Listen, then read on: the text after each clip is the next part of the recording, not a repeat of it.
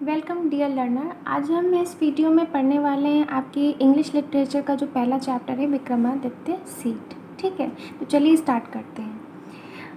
We all are familiar with the name of Vikramaditya. हम सबको विक्रमादित्य का नाम, फैमिलियर का मतलब है जाना पहचाना या सुना होगा।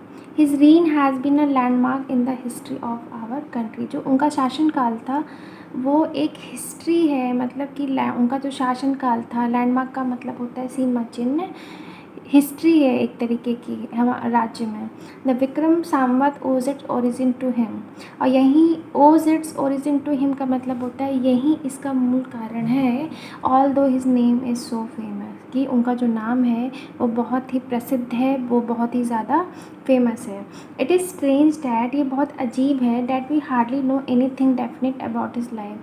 मतलब उनके बारे में सब जानते थे कि वो किस तरीके का शासन करते थे, क्या उनका सीमा चिन्ह था, लेकिन उनके जो पर्सनल लाइफ होती है उसके बारे में शायद ही कोई जानता होगा।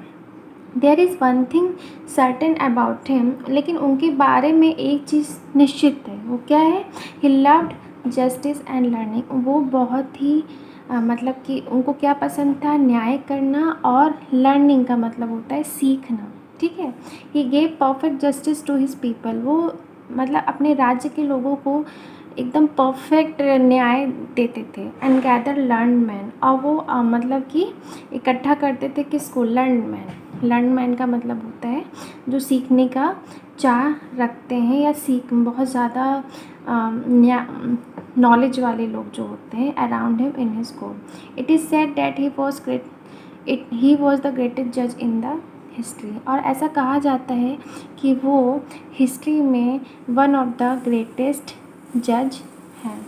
विक्रमादित्य वॉज नेवर डिसीव्ड, और इसमें मतलब कि वो न्याय दिलाते थे लोगों को, तो उन्होंने कभी, डिसीव का मतलब होता है धोखा खाना, वो कभी भी धोखा नहीं खाया।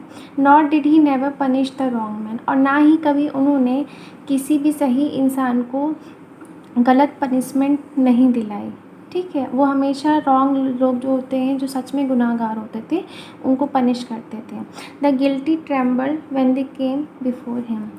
ट्रेम्बल का मतलब होता है घबराना, मतलब कि वो देख के ही समझ जाते थे कि किसने अपराध किया है, और जो गिल्टी, जो सच में मतलब जो अपराधी होते थे वो घबरा जाते थे उनके सामने आने से पहले। For they know that his eyes would look straight into their guilt, क्योंकि उन्हें पता था कि अगर हम विक्रमादित्य के सामने जाएंगे तो वो हमारी जो अपराध है वो हमें एक बार में ही देख के पहचान लेंगे।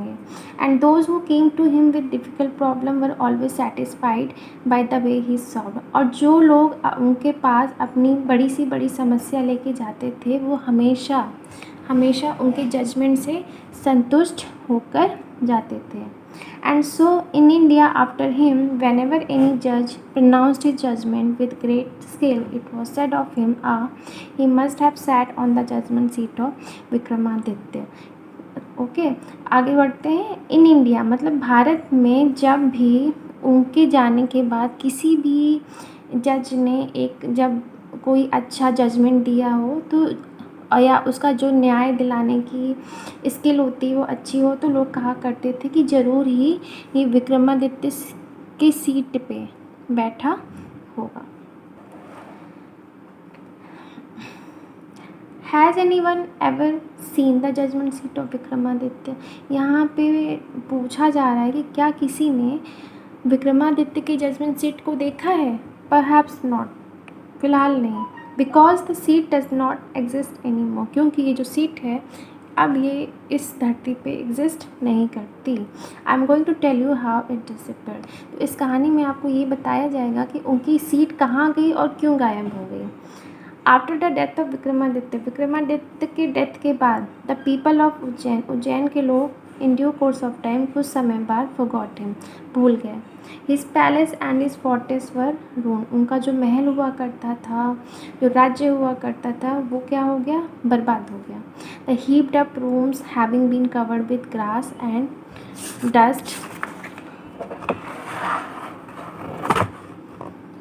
And trees were turn into a pasture. जो उनका जो महल हुआ करता था, मतलब कि विक्रमादित्य जाने के बाद बहुत सालों बीत गए और उनका जो महल हुआ था वो पूरी तरीके से बर्बाद हो गया था, मतलब खंडहर बन चुका था।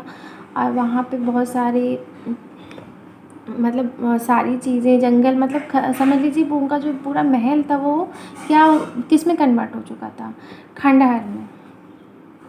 The village people use to send their cows out to these pasture to grace.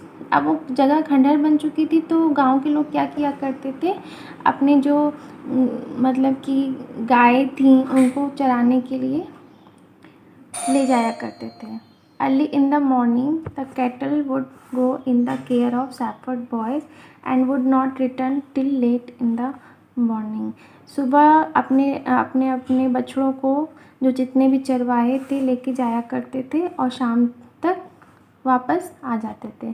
When it was time to return, a shepherd boy would call out from the edge of the pasture, and all the cattle, along with their covert, would gather round him, and together they would turn homeward. इसका मतलब ये है कि सुबह होती थी तो जितने भी चरवाहे थे वो अपने अपने जो बछड़े होते हैं, गाय होती हैं, उनको ले जाया करते थे, उनको छोड़ दिया करते थे चरने के लिए, और जैसे ही वो शाम होती थी वो वापस आ जाया करते थे। सच was the life of the shepherd boys in the village about Ujjain. और यही चरवाहों की लाइफ होती थी, यही उनका रूटीन होता था। There were many of them and in the long days on the pasture they had plenty of time for fun. There were many of them का मतलब होता है कोई एक नहीं होता था, बहुत सारे चरवाहे एक साथ जाया करते थे। And in the long days on the pasture they had plenty of time for fun.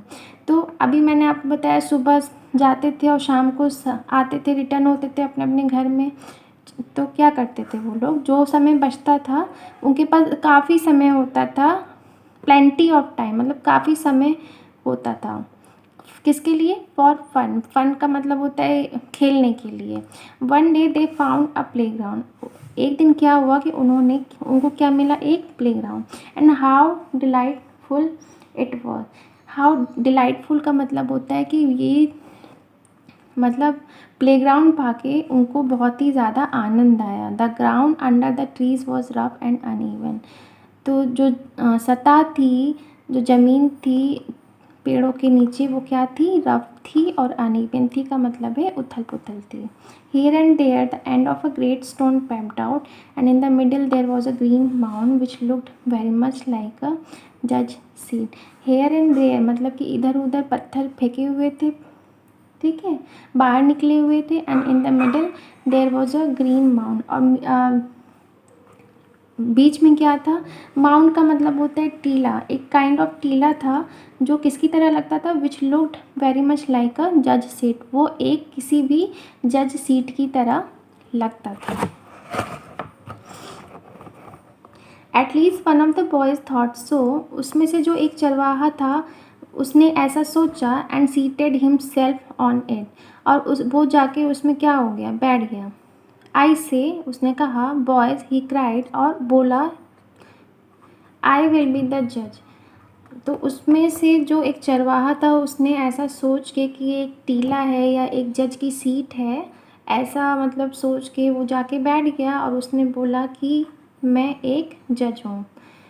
And you can bring all the cases before me. और अपने साथियों से जो उसके साथ थे, जो खेल रहे थे, उससे बोला कि तुम अपना जितनी भी प्रॉब्लम है या जितनी भी केस है तुम मेरे सामने रख सकते हो। And we will have trial, हम इसको कोशिश करेंगे सॉल्व करने की। Then he straighten his face and become very grave to act the part of a जज। वो जैसे ही उस सीट पे बैठा उसका जो फेस था वो बहुत ही ज़्यादा मतलब जैसे राजा, जैसे जो लोग न्याय दिलाते जिन जैसे उनका चेहरा होता है उस तरीके से बहुत ही ज़्यादा वेरी ग्रेव का मतलब होता है सीरियस हो गया।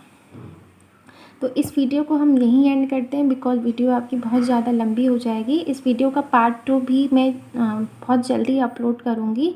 तब तक मैंने कुछ वर्ड मीनिंग जो इस चैप्टर से रिलेटेड थे, हार्ड वर्ड, वो मैंने निकाले हैं, इसको आप लोग देख लीजिए, ठीक है।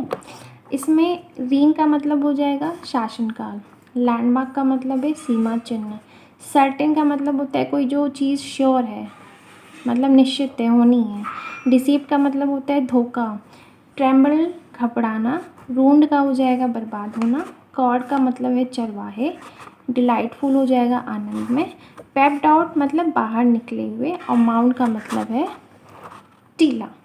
इसी के साथ हम इस चैप्टर के पार्ट 1 को ख़त्म करते हैं। पार्ट 2 जल्द ही मैं अपलोड करूँगी। ओके, तब तक के लिए थैंक यू सो मच।